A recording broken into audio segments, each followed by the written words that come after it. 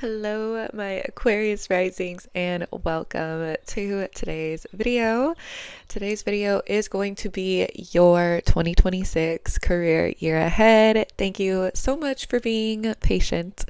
We are T-minus 2 days until the astrological new year, and I'm very, very excited. And yeah, we only have a few signs left, so without further ado, jumping into the video breakdown for today. Today's video is going to be starting off with the most prominent transits that I saw for you guys for your 2026 year ahead. We got Uranus and Gemini in here. We have nodes switching. We have Chiron. We have lots of good stuff. Jupiter. We're going to be quickly going over this. And then we have the Goddess Power Oracle deck. I'm going to pull one card from this deck. My intention for pulling this card is going to be seeing which goddess could be near you, working with you. If that's not really your jam, there'll be an extra message here. You could also look up this goddess in your birth chart as an asteroid if it's available. Some of the goddesses so far have definitely been able to be looked up within the birth chart. That can also be a very specific transit for you. I would check where it is natally, and then I would also check where it's transiting in your own birth chart, because it's tied to your career, which is pretty cool. Last but not least, you could just be called to research this goddess, what it means for your career. And then last but not least, we have the Astro Dice. I know that we all have different rulers. We all have different aspects. We all have different degrees and all that good stuff. As each and every one of us Aquarian individuals are unique and special from the other humans, and we all have that in common. So you get the Aquarius gist. That is going to be, aka that the Astro Dice is going to be specific signs that'll be relevant in your career. So like you got a little bit of a inkling that you want to do something on your own entrepreneurship wise, I would look for your signs. There's a boss you're really counting on to be able to move up, to be able to, make some moves, special coworkers. They're all going to be being shown in these dice. And if anything, this will just be another message, kind of to close us out, wrap us up. I said click quickly with the transits. They take at least like 30 to 40 minutes each, but my intention is for it to be a 30-minute video, and then things just happen. Like, not gonna stop the flow. Okay, so I am actually going to start off our video with just doing a quick energy clearing. I clear the energy before every reading, and then I realize, why don't I just do it with you guys so you guys can get a little bit of free magic? So, and we do it together. It's a ritual that we could do together. So, this is 4096 hertz.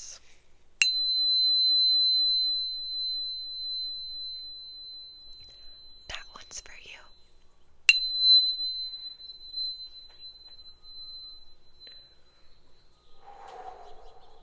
And this one's for us.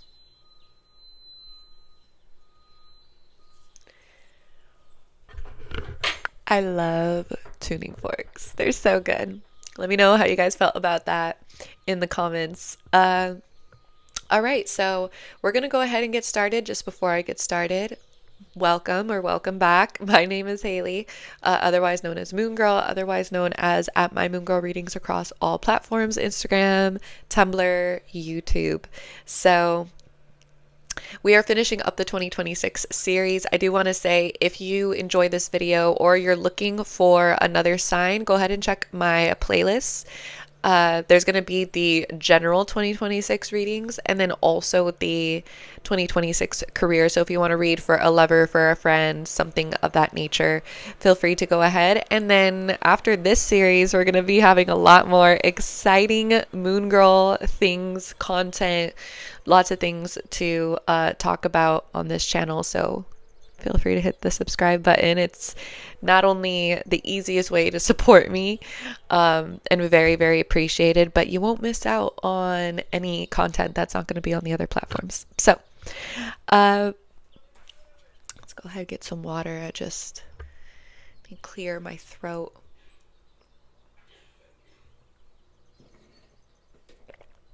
Okay, I'm also getting over a cold, so if I sound a little different, that's why. Okay, so my Aquarius risings, transit number 1. I wrote down Uranus and Gemini. This to me was the biggest one. It's the one that I right away was like, yes, this is the biggest career transit. Not so much the fact that Uranus is moving into Gemini, but more so the fact that Uranus is going to be wrapping up in Taurus. I'm so excited for you guys. Obviously, as an Aquarius rising, y'all have a fixed angular axis. The angular axis are the bolded lines in a natal wheel chart. They are also known as the ascendant, descendant, mum coli, and the midhaven. So Uranus finishing up in Taurus, you guys have Taurus in your 4th house in whole sign, right? And which means no matter what degree Aquarius rising you're at, 0 to 29, whole sign, you will have Taurus in your 4th house. This has been mixing up a lot of things, yes, on, the side of life where we live, family dynamics. This has been over the last 8 years. I would think about all the different places where you lived in the last 8 years, all the random, unexpected, divine timing events, synchronicities that happened in regards to the timeline of where you live, your family life, as well as just getting comfy and more secure with ourselves emotionally, especially delving into nervous system things. Now, that was the feminine energy. We could sit on that for a little bit. We're wrapping up here.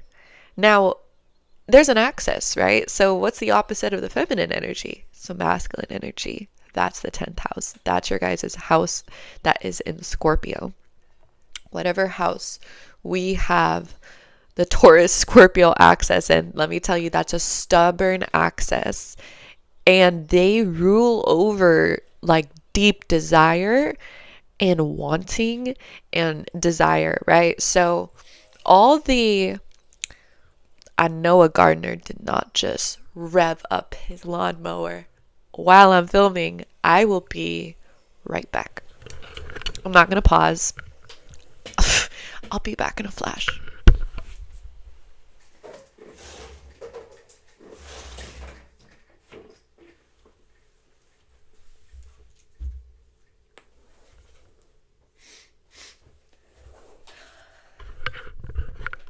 Thank God for Windows, right? Okay. So, as we were talking about Scorpio, Taurus. This is the axis of want and desire.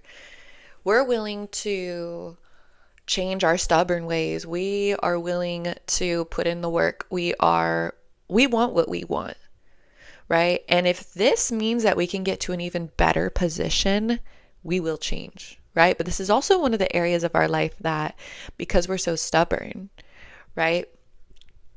Uranus moving through this axis actually did a great, fabulous job of shaking things up that could have taken like decades, quite literally. It's a very non-traditional, non-linear, very exciting, sometimes unexpected, sometimes a roller coaster, sometimes we could have felt like the rug was pulled from underneath us, in pursuit of upgrading, evolving, getting towards a place where we can align with our desires, those very same desires, those very same wishes, right? And we got tastes, we got peaks, we had brilliant times, right? It wasn't all dark. That's the duality of Uranus, depending on how you look at it, right? And it was showing us our future, right? Not just in terms of where we live, but also with that 10th house, that career, right? Whatever house we have Scorpio in is the house that we are meant to destroy all obstacles in our way. Any weapons formed against me shall not prosper. Can I get a period? That is a Scorpio house. And, you know, Uranus now, like I said, it is, I always refer to the analogy with Uranus as it being a phone upgrade. Y'all know what I'm talking about when you wake up and your whole like home screen is different, or your computer needs to shut off because it just needs the update, and it's like, oh my gosh, like this wasn't the right time for this, like I could have planned it better. And yeah, sometimes we can plan it, but sometimes we just click like update tomorrow, update later, update tonight, update any other time but in the next month or right now or whatever it may be. What's so important about Uranus is it doesn't wait. Because it doesn't wait, it kind of, and now I'm getting into like, I don't even know what to call it, big brain astrology stuff. Because Uranus rules over quantum time, there ain't no thing is going over the transits quickly. I don't since Uranus is connected to quantum time, it's showing us the future. It's wrapping up the past, like childhood, stuff like that. And it's shuffling the present, right? So with your career path, right? A lot of the same could have applied, just like the Taurus feminine energy could have been reflected in the masculine Scorpio energy. So, Taurus has a little bit of like what you see is what you get. Scorpio is a lot more behind the scenes. So publicly, we could have felt, especially when it's, time to show off our achievements, time to show off our progress, time to, all those questions that people ask us about where we're going and, kids and just like the legacy, you know what I mean? People like to ask about the human's legacy. They are interested in the legacy, right? And more so the results, the showy stuff, the 10th house, right? Could have felt like, throughout the last 8 years, up until maybe recently, right? The last year or two, could have felt like lots of transformation, like lots of hidden things behind the scenes, moments. I would say, yeah, like moments here and there behind the scenes that could have felt just very, very personal, right? With our career, where we're going, goals, achievements, right? And even if things did not go as planned, right? We could have been, because we sometimes in society with Uranus, like society kind of tells us what we should be doing. And whenever Uranus moves through a house, it's almost like there's like an uncomfortability of like breaking through. And it's literally like a breakthrough out of the paradigm of society through those four walls, and like the walls fall and it's kind of like the world's our oyster. We could do what we want. We could do it our way. We could do it a non-traditional, non-linear path. And that is totally okay. My news to you after this, explaining what this transit is, I deliver the final results as this. Now Uranus is permanently leaving. So Uranus is not going to be coming back here for a very long time. So this house is closing out a huge cycle, and might I just say, congratulations. I have sorted you. It's a graduation. When we have Uranus, like I said, these pieces that are kind of shuffling, shuffle mode, they kind of settle in, and that's why I'm saying for the last year, with our career, we actually experienced a little bit of a graduation. I actually describe as in 2025 when Uranus moved into Gemini, closed out in Taurus, and then it went retrograde, and now we're experiencing the same thing in 2026. I describe the 2025 transit as, and I'm using a personal example. I did community college, I did university. I did think of like the pro version of community college. Like the upgraded version, the one you pay for, you pay more for the upgrade.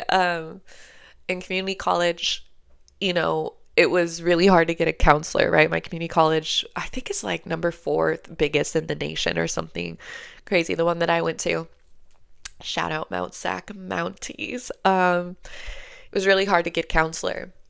But when I finally did get a counselor, you keep checking in. You want to make sure you can graduate or you can transfer, whatever it is, right? I view 2025 transit as you got to meet with the counselor for the first time. Like, you actually got to meet somebody who's like, I'm not just like blindly winging life. Like, I actually get to sit down and say, how am I doing? And then the counselor says, you know what? You are on set to graduate. That's what I view the 2025 transit is. And it's, when we finish up one consciousness and we move to another and then we go back,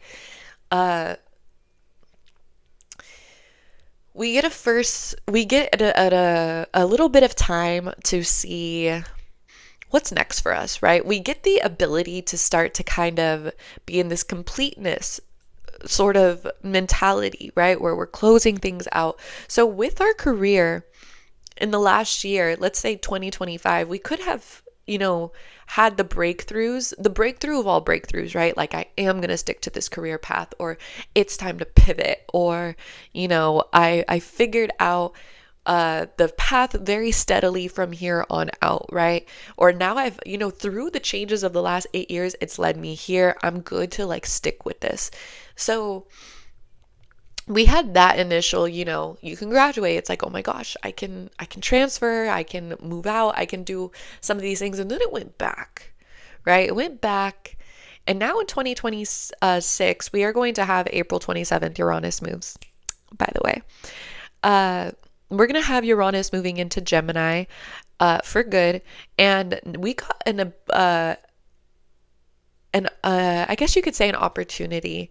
And I describe when something moves back into a sign and then moves forward as moving out of a home, right? If you have all your boxes, I've moved like 7 times in the last, I don't even know, recent years, like on one hand, probably like, I don't even know, moved a lot. Something that I always do when I'm moving is, after U-Haul, after all the boxes are gone, the trucks are gone, there's those last few things that you put into your car, right? There's those last few things. You want to make sure that the keys are there, right, for the next tenants. You want to make sure that all the lights are turned off, and, you want to make sure there's nothing hiding in the nooks and crannies, right? And you kind of just get to run through and review. They also do this in real estate when you buy a house. It's called like a final walkthrough. When you sell a home, it's like the final walkthrough. To me, when a planet goes retrograde one last time, especially something as big as Uranus, it's saying, yeah, most of it is cleared. Like, you have done most of the transit. It's at those very, very cumulative final degrees, right? Lots of memories in the space. We're going to head towards a blank slate, right? New energy. That's why it can feel so good. But there is a sort of relief, a sort of euphoric energy with what's about to come next.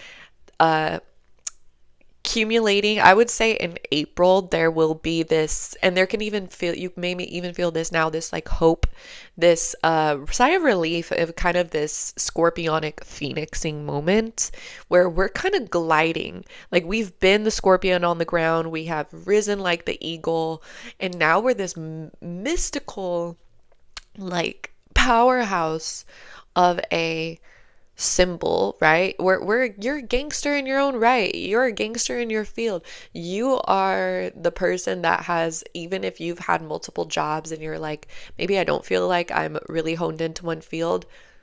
So there's anything that I have witnessed so far in the workforce, in work life, and working, um, it's that like I use, and I find that other people use their skills that they accumulated along the way, that it's kind of like when they say like, you know, it's better to have loved and lost than to not love at all. I think, when it comes to working, you know, there's exceptions, but you do gain so much skill. So that is now part of your legacy. Closing out the 10th house. This is just huge in 2026. You'll feel the graduation energy. You'll feel like you'll feel, when we have Scorpio, Taurus too, there is a lot of desire, right? So a lot of desire being left as a sort of like baseline because we have the fixed signs here. And since we're closing out this energy, this will be fixed. What's left is this kind of, I really, really know my true desire, and we're going to be pushing through it. And there's going to be a lot less ups and downs here, right? So we can expect, kind of a time on our journey where we're not going to have the element of surprise of Uranus, right? Uranus is going to be doing other things, right? So we are going to have Pluto that's squaring our 10th and 4th house axis still, but that's a longer journey. We're still, kind of in that first decan of Pluto of transformation. So there still will be transformation. There'll still be a lot of power gain, Scorpio midhaven. Don't worry.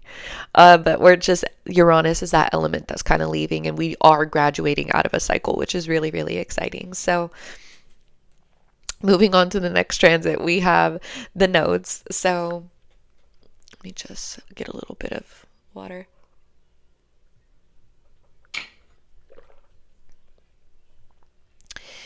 We have the north and south nodes. Now, north and south nodes have been in Pisces and Virgo, with the south node in Virgo and the north node in Pisces.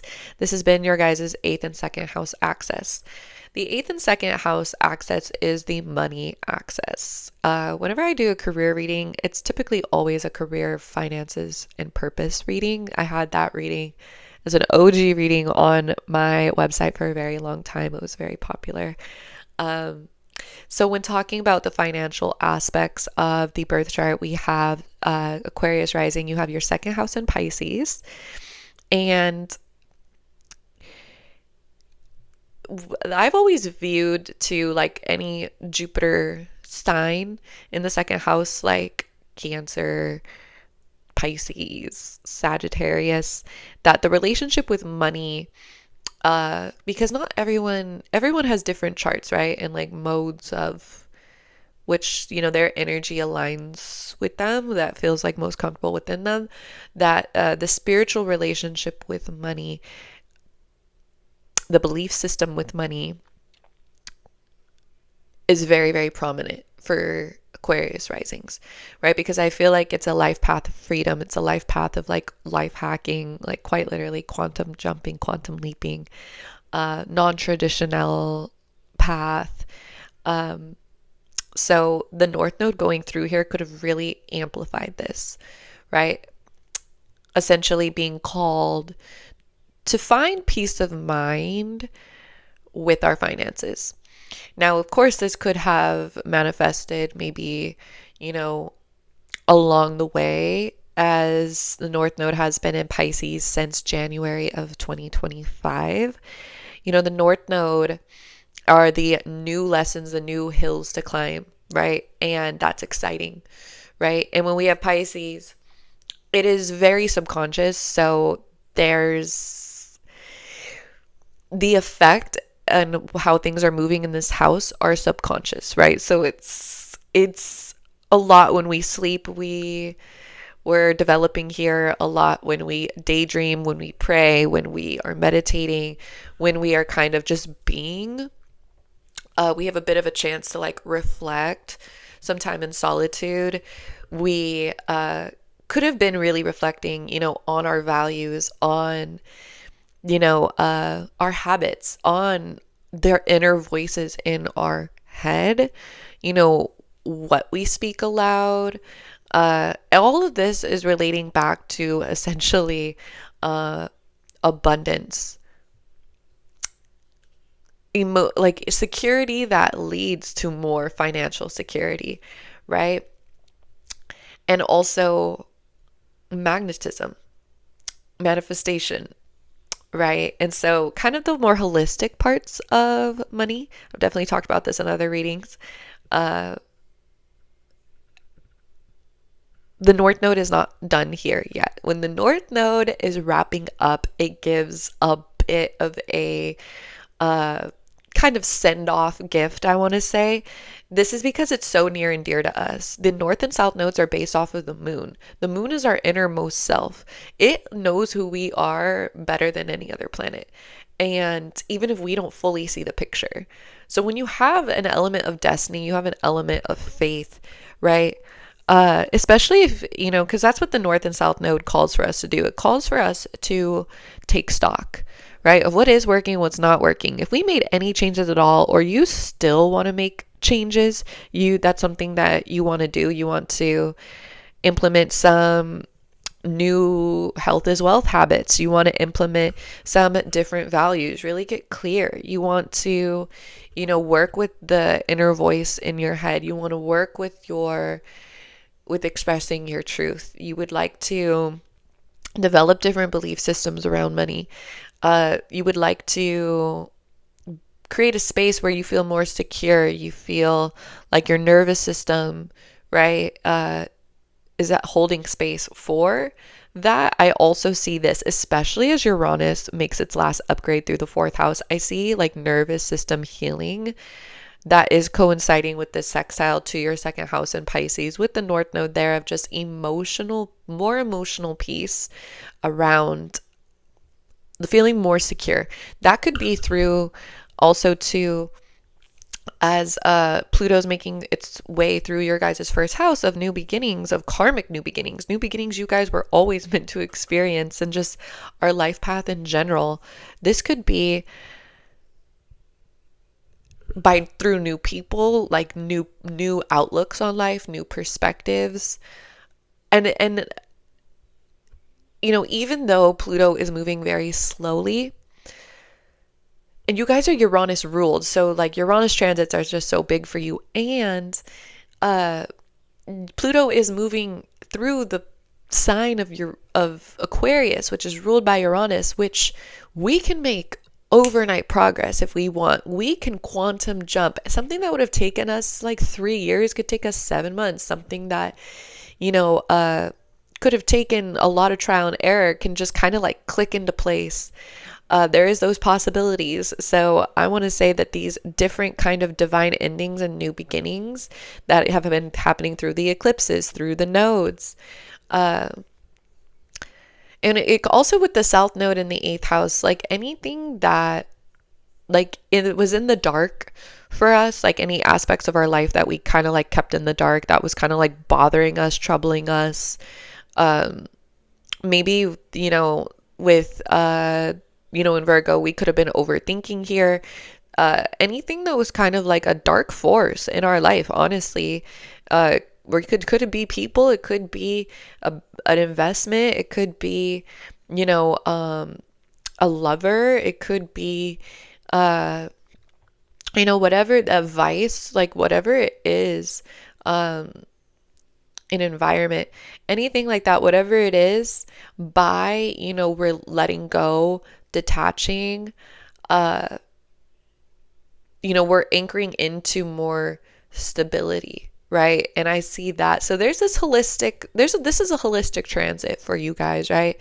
But yeah, with the North Node there too, I think that this was just big in terms of your guys' money, self-value, self-worth, path that is never going to be undone, because the North Node, it wants things to subconsciously shift. Our consciousness expands, and once consciousness expands, it cannot retract back. Beauty of Jupiter energy, Pisces, Sagittarius energy. So very, very exciting there. And then the nodes are going to be switching into the North Node moving through your first house, which does tie into your career, because the first house, Aquarius, Uranus, this all being placed, ruled, captain of the chart here. affects everything else, including our career. The fact that it's squaring, big, right? The fact that Pluto is moving through your first house, big. There's also going to be Jupiter highlighting this. We'll talk about that. But for now, just know that when the North Node moves through your first house in Aquarius, if you feel like you've been wanting some novelty, some newness in your life, oh honey, it's coming. And if you've already felt it, even more so, right? Expect the unexpected. Never say never. Very Aquarius rising things, right? So that is the second transit. The third transit is going to be at Jupiter that we just mentioned. Wrapping up the second transit, Jupiter moving out of your guys' sixth house of work, of service, into the seventh house of business, of real estate, of personal success, right? Partnership. So that also includes collaborations, things like that. So I think I bumped this. I think I just bumped it again. My bad. Jupiter wrapping up in the sixth house, right? So Cancer in the sixth house, first off, does well when they can be of service in a way that emotionally fulfills them, right? Like when you have a water house, when you have any water house, there has to be emotional fulfillment there, right? In some way, shape, or form. In order for us to like really feel alive, right?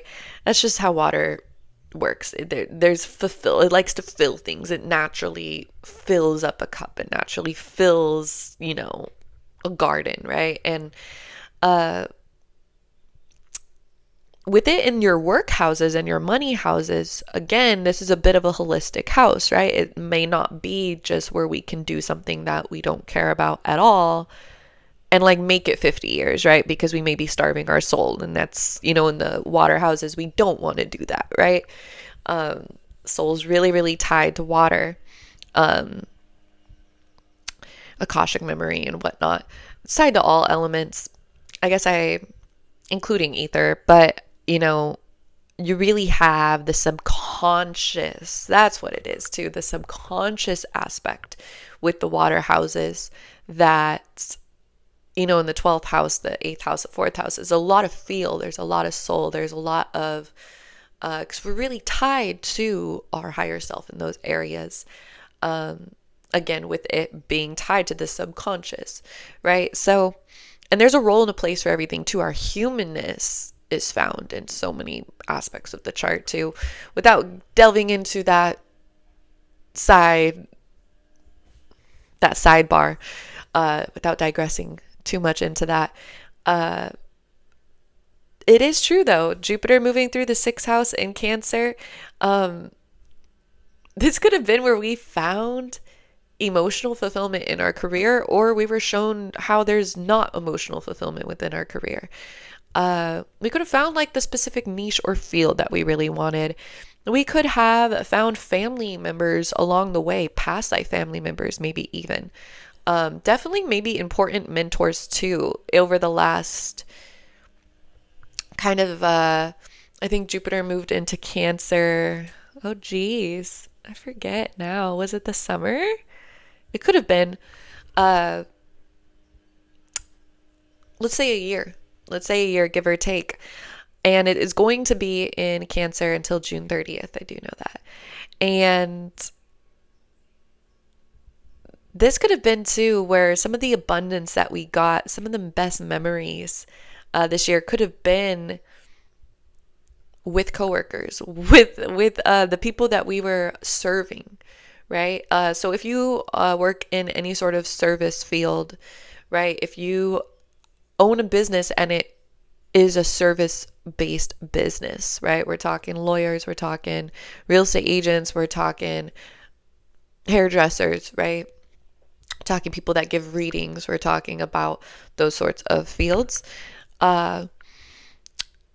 there could have been, and this type of an emotional fulfillment that definitely works in tandem with that Scorpio in the 10th house, right? Of it being personal to us, right?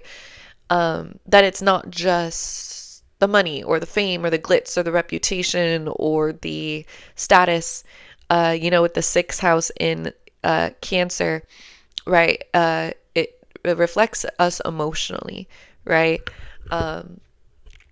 So, and not just emotionally, it could be, the imagination. It could be, like allowing ourselves to imagine a better place, or imagine, just the ripple effect that we can have through caring and tending, in our own service, right? And just service itself being very, very fulfilling. There's more to come with this. Jupiter just went direct a few days ago. And so the momentum has already been building. I would say, this is March 18th when I'm uploading this today. If you're watching this today, tomorrow, around this time, I would give it like 6 days. It's usually 2 weeks of a post or pre-shadow period after something goes retrograde, even for the outer planets around that time.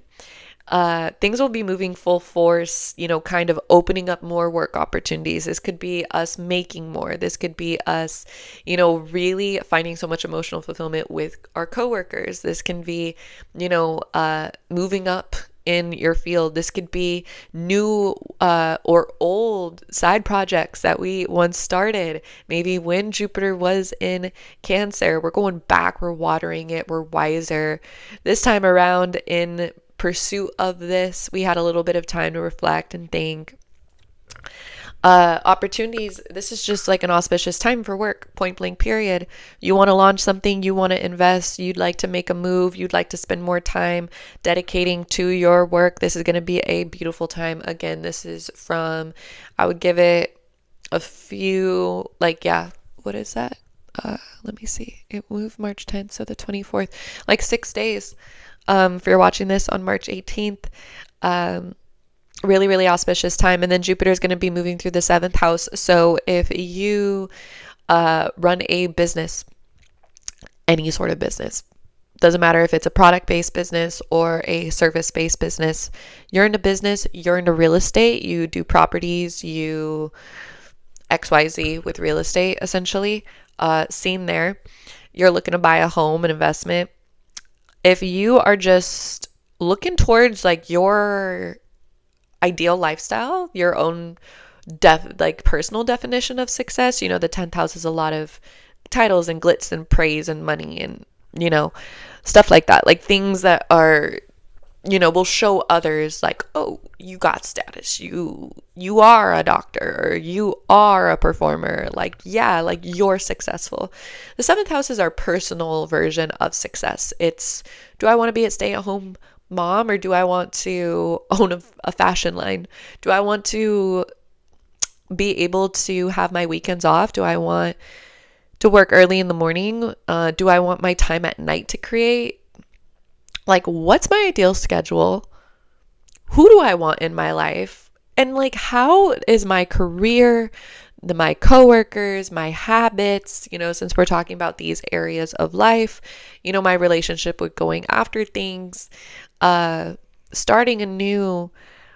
How is all of that, my life direction, my perspectives, honestly, everything. But we could focus back to our habits, our values, our goals, and, our coworkers and, our schedule with working. How is that accelerating us towards the results that we want in terms of our ideal lifestyle?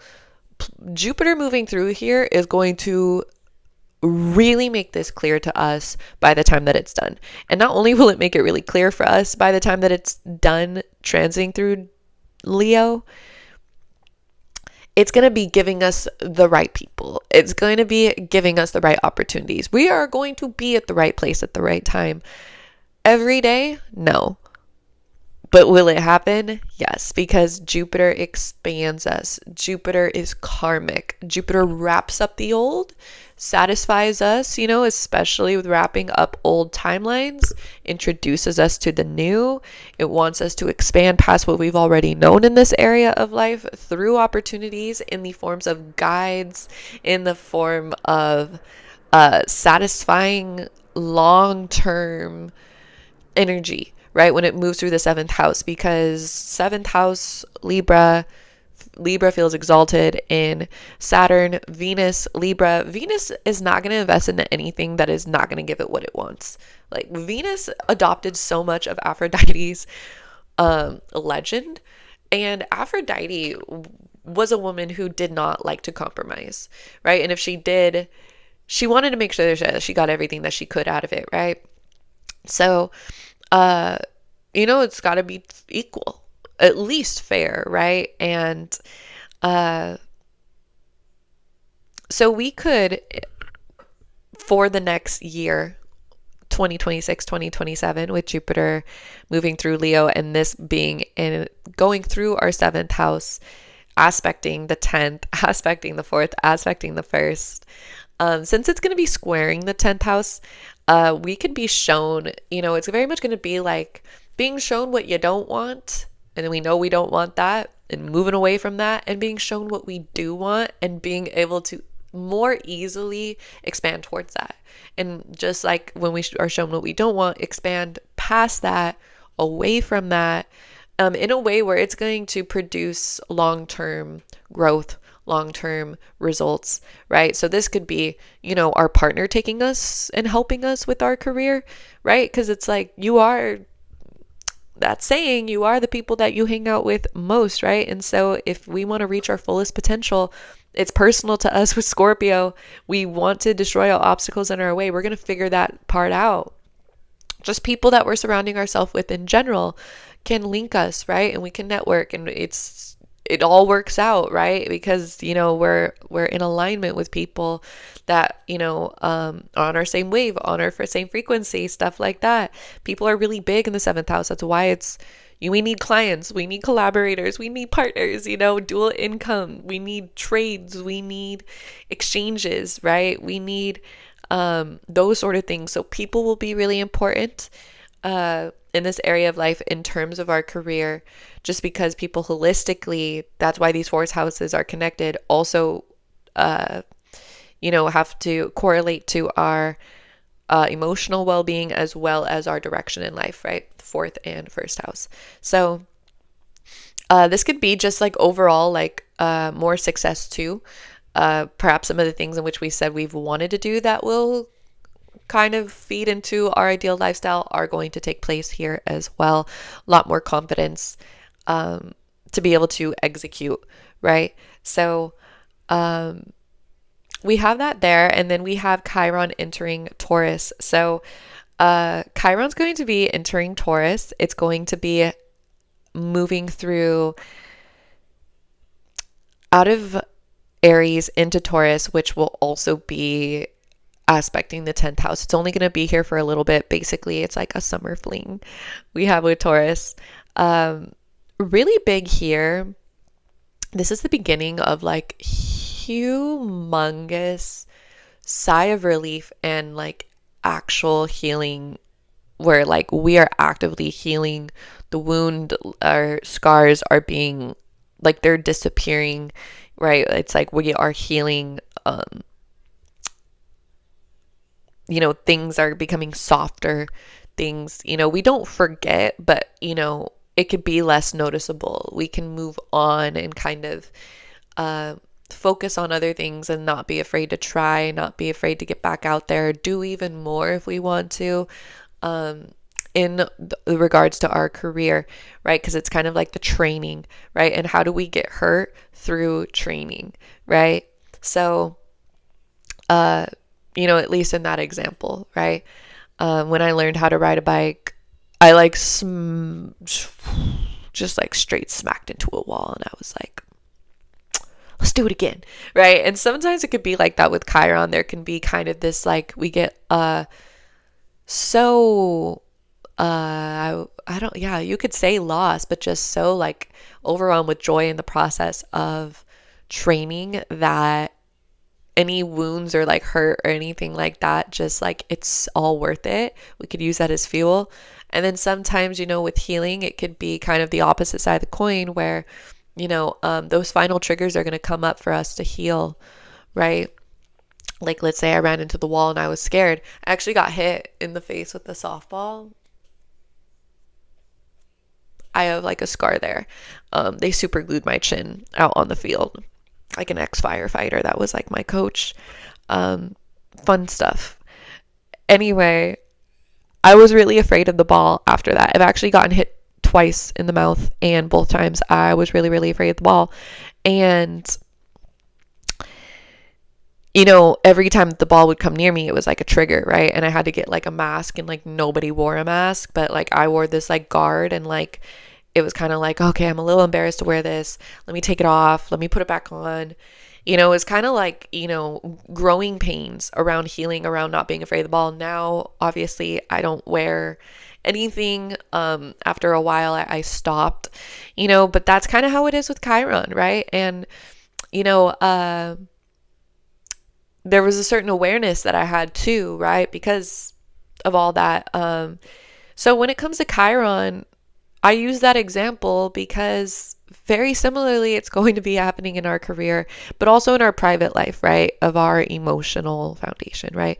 Our private world and our safety, right? This is nervous system regulation. When that happens, we naturally, kind of being in the masculine energy becomes a little easier. It's not distorted, in any way where it's like just to prove a point, or just like blindly exerting a ton of energy with no direction, or, doing it kind of mindlessly, right?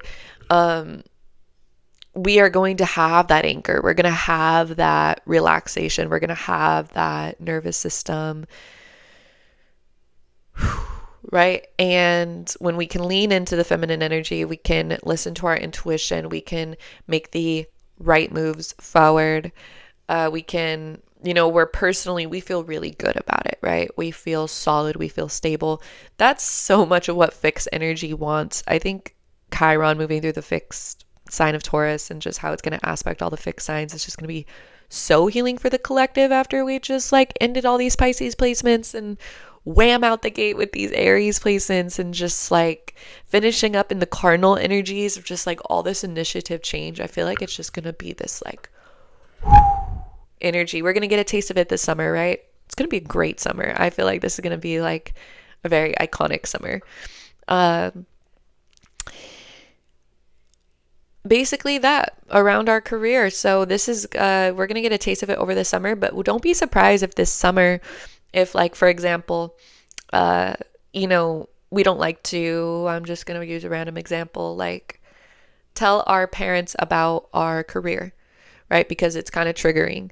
You may notice this summer that when the parents ask, when you having kids, like when you gonna apply for this thing? How's that business doing, right? Like they're just trying to get up they know what they're doing, right? Even if it's just subconsciously, right? Or they're projecting or whatever. It affects you, right? And Scorpio's like, right? And Scorpio's like, oh, this is personal.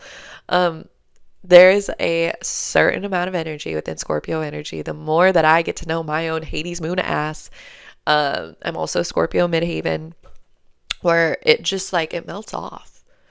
Like Hades has seen it all, right? It's like, he's seen what's above, and like he knows very, very well what lies below. You think Hades is afraid of a lot? Nah. Right? He probably has some fears, right? But I mean, Hades is Hades, right? He lives in the underworld, right? He understands what it's like to fall down. He understands that death is a part of life. He's got that, right? And so, after all that has happened with Uranus moving through the 10th house, this graduation is inviting a sort of like, I want to say even like vacation, right? Where like on the inside, we are like, we're getting this taste of like relief, of like sweet freaking healing. And this Scorpio energy Taurus, when it feels healed, it's just like, easy breezy, beautiful cover girl. Scorpio in its own way, just kind of feels a little more, I feel like, relaxed into the Hades throne, right? Where it's like, I've seen it all before, and really doesn't take things personally, right? And I think Scorpio in its highest power, just like, because it's tied the subconscious, just so powerful, and like letting it slide off, right? We're letting it slide off. Yeah. So, yeah, when your parents, let's say that example, asks you, it's like, it's good. And if they could throw whatever, and it's like, no, my energy is shielded, and you can look them dead in their eyes and just know that all the projection and all that stuff is just going to bounce right on to them. Right? And it's like, all right, we Phoenix, how exciting. You're above it all, right? It's like you're above it all. So expect that to be the next stage of what's happening in the 10th and 4th house axis. That is what I have for the transits. Let's go ahead and pull a goddess power card for the lovely folks in the crowd. How y'all doing? Don't be shy. Who are y'all? Let me know in the comments. How'd you find me? All right, now I gotta do the little trick that I do when I hold the microphone in the air.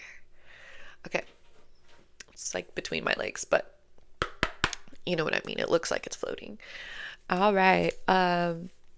Yeah, like, first off, who are you guys? Y'all came from the Instagram fam?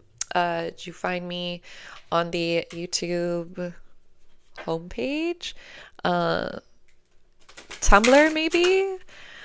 I'm curious. And then I'm curious, my Aquarius risings, like, how has it been being an Aquarius rising? I feel like each and every Aquarius rising is unique, has a very unique non-traditional path. Like, I swear these are the people that if they're a mom, it's like super untraditional mom story, or if they're a doctor, like super, or in medical school, like super untraditional, unconventional, non-linear path with that. Or I feel like, even a content creator, like, it's very special. I feel like these souls paths, I'm shuffling these 3 times. So yeah, let me know, you guys. I have Uranus in my first house, and I feel like, yeah, I have a really non-linear path actually with like making money. I've never made money in like a normal way, almost like ever.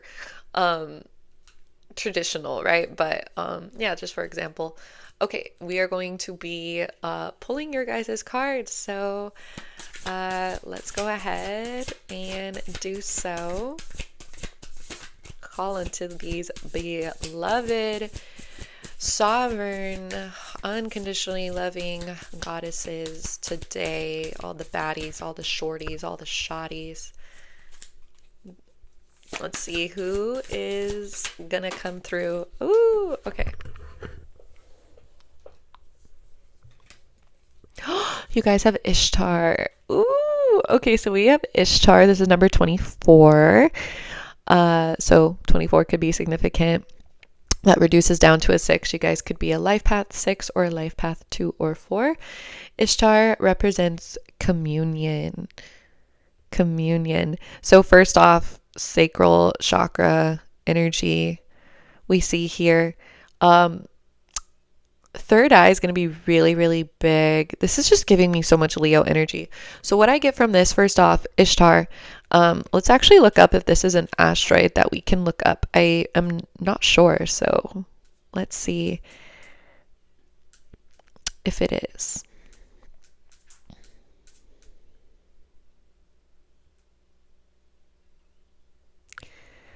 Ishtar. Oh, I don't think so. Okay, so not an asteroid we could look up.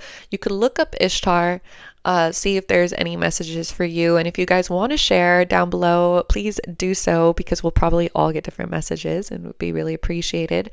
Communion is to me too, When I think of communion, I think of people. I think of, a coming together of two things.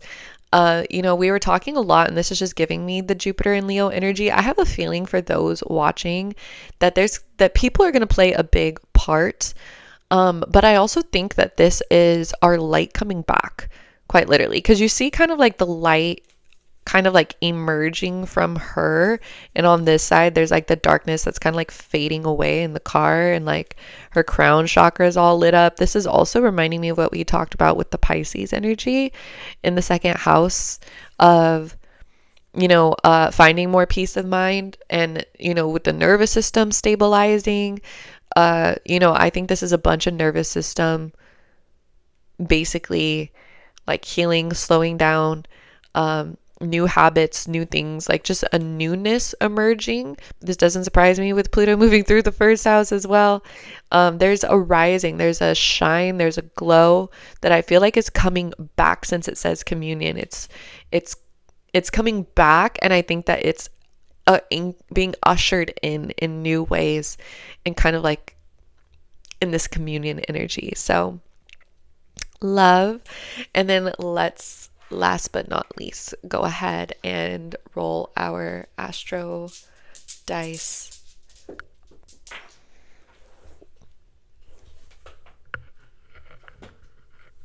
Okay.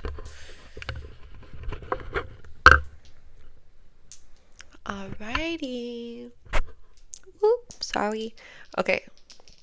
Signs, and then last message. Okay, so we talked about Jupiter and Leo being really significant. Look at this.